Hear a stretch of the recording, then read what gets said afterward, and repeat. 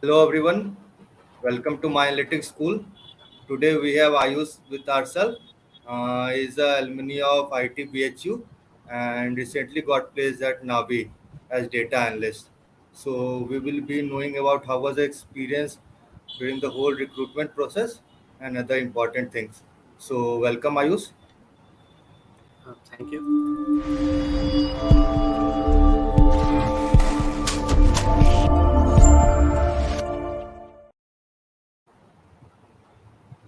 Okay. So we'll start with a quick introduction from your side. Okay. Hi, everyone. I'm Ayush Kumar Singh. I have done my BTech from IIT BHU from 2019 to 2023 in chemical engineering. And I also joined the MAS 101 program. And in the campus placements, I sat for the analytics profile and I got placed as a business analyst in Navi Technologies. Okay. So, Ayush, our audience would like to know more about what was your recruitment process and how you prepared for it, and what advice would you like to give to the candidate who is preparing and going for a placement this year?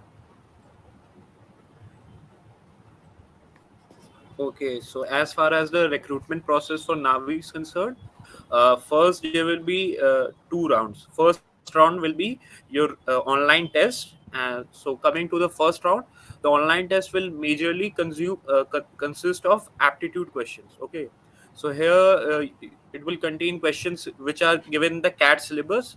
For that, I recommend you guys to follow CAT syllabus and do all the apti questions and the DILR questions and the verbal reasoning questions. In depth. I think those who have a good apti and who have preparing for CAT, I think they will definitely clear the online test round. And as far as the interviews are concerned, interview depends on two three things. So first thing, so there will be two rounds in the interview we had here. Both of them were a mix of technical as well as HR. So in the first round, few questions regarding SQL were asked to me. They were basically SQL query questions, two questions.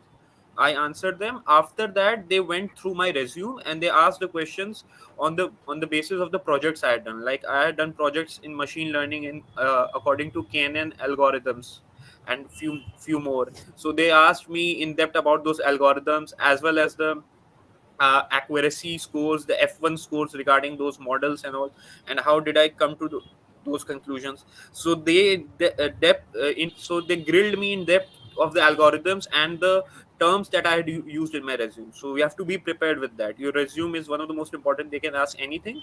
And as far as the second round is concerned, second round also started with SQL query questions. So they were very particular on SQL. They wanted someone who's good with SQL query writing and all that.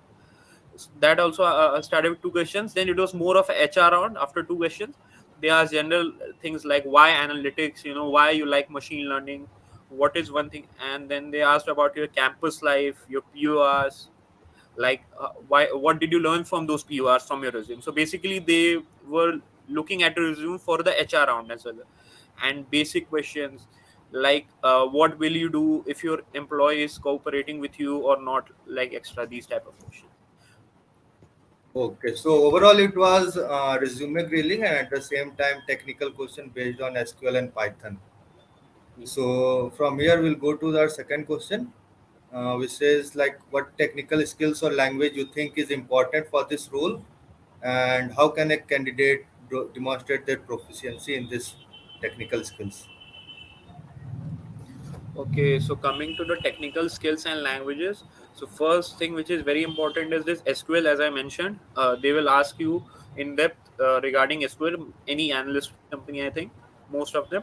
Second language or skill which is required is Python.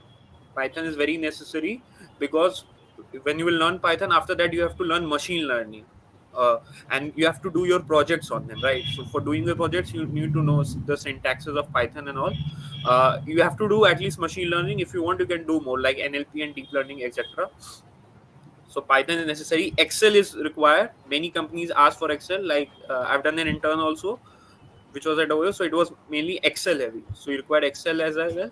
And for the interviews, two more things are necessary, like the guest estimates and and case studies type questions. For that, you can take business books of institutes, business or regarding guest case studies. So you have to do that as well. So, and good communication.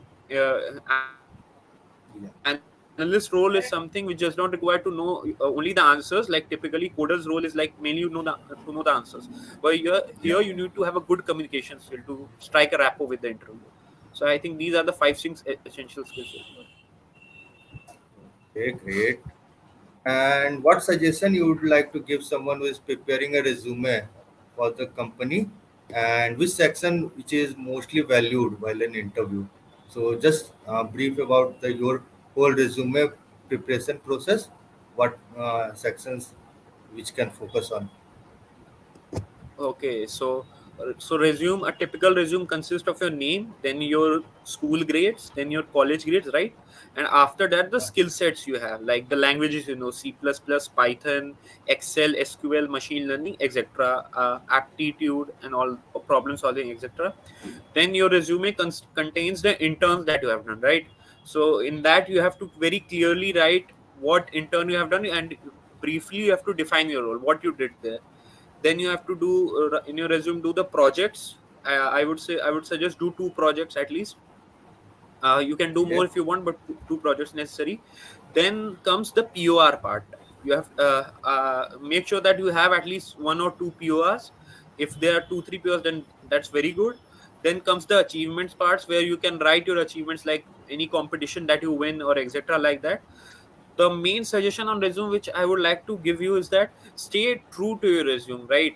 Because in analyst role, they can ask you anything from your resume, from any, they can pick one word. And if you, and what some people do is that they copy the resume from their friends. They think that I'll copy my projects etc. from them, and people will not know. I've seen with many people. And what happens when the interviewer asks one question there, they get stuck. So Yeah. see, write that much only as you know. If you know only till machine learning, write machine learning only. If you write deep learning that, and if she ask a question that, then you're gone there. No point going forward. So be strict Right. to that. And which section of resumes are highly valued? I would say your interns, projects, and PORs, right? Sometimes they can ask regarding, like, say, your skills also. Like, one of the my interviewers in another company asked me on my problem solving skills at written. Why have you written problem solving as your skill? What have you done? So they can grill you on that small points as well. So be prepared with each word of your resume, I would say. Stay true to it. Okay, nice. Now we'll come to our next question. So, what common mistakes do you think like candidates make during the interview process, and how can they avoid them? So one mistake I think mentioned is that stay true to your resume. Do not fake it there, as I said. Okay. And other common mistake during the interview process is that getting too nervy. I think there, as I said, it's not about the answer. It's more about the communication that you have. See, for the technical straight questions, as I would say SQL, there you have to straightly give the answer. See, you have to tell the query or not.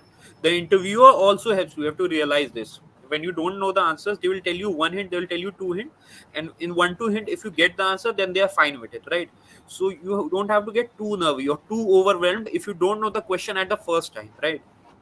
At the first instant, because it can strike you eventually. And when they ask you questions regarding some topic which you don't know, then be polite and say, rather than saying that I don't know that, sir, you can tell a bit about what you know about it. And they say, and I'll know this about after I get get done with this. Yeah. Yeah, and they can explain their thought process behind if some question they are Yeah, not able you to just answer, have they to can show just that you are yeah. not giving up at that moment. That's it. They don't want to see you Okay. saying that. Yeah. So the next question is like, what tips or strategies can candidate use to answer technical question effectively? See, the knowing the answer is a different thing, but answering it in an interview is a art, as I can say. So, what is your suggestion on this? How to answer a beautifully a technically question?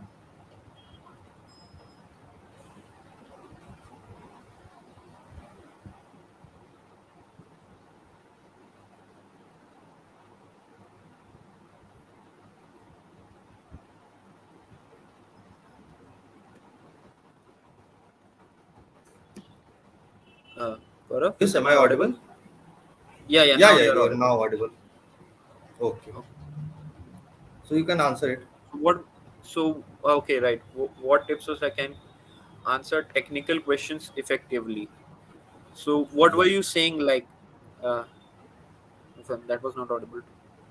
Okay, okay. I'll repeat my question again. So Yeah. basically, I was asking like, you know, a answer of a technical question. Knowing answer is a different thing, but expressing Yeah. your answer and presenting it in a beautiful way. So, what suggestion you would like to give to a candidate?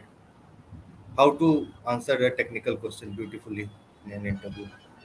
So the first thing to prepare for technical questions is have a thorough command on the language. Practice it, whether it's SQL or Python, from Hacker Rank or Code Forces or anywhere. For SQL, I would say practice in Hacker Rank till medium level at least. If you want, you can go more, otherwise it's enough.